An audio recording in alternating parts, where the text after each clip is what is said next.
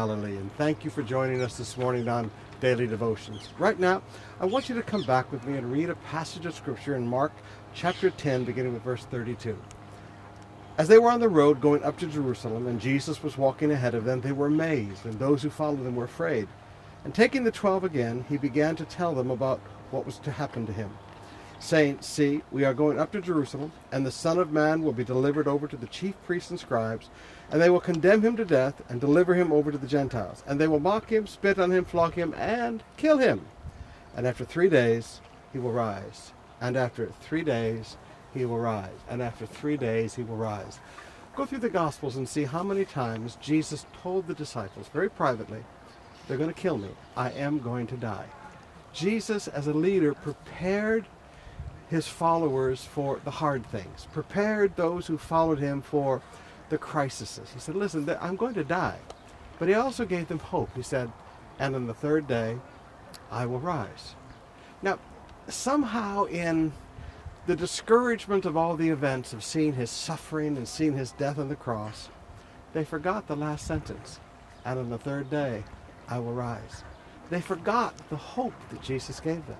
So they all came back here to the shores of the Sea of Galilee, and they went back to their fishing, and they went back to their nets, and they went back to their old lives in discouragement.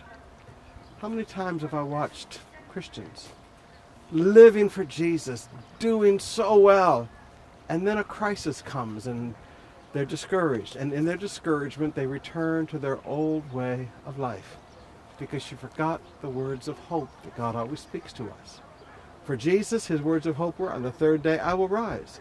I mean, please forgive me, but what should have happened is that the apostles would have gone and built a campfire outside of the tomb and waited for him to rise. I mean, he said, "On the 3rd day I will arise." They should have been there. They should have seen the angel roll away the stone. They should have seen the events unfold, but they weren't there because in their discouragement, they came down to Galilee and returned to their former lives. Jesus has spoken words of encouragement to you. He's told you that he would never leave you, fail you, or forsake you. He's told you that he would be with you always to the end of the age. He's told you that though the righteous man falls 7 times, he rises again. I mean, all the scriptures of hope throughout the Bible. He hasn't just warned you that in this world you will have trouble. He's given you the hope that with God all things are going to be all right, that God causes all things to work together for those who love him and are called according to his purpose.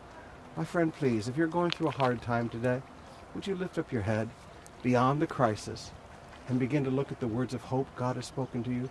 Don't go back to your old way of life. Keep moving forward into the new life that God has for you by listening to his words of hope.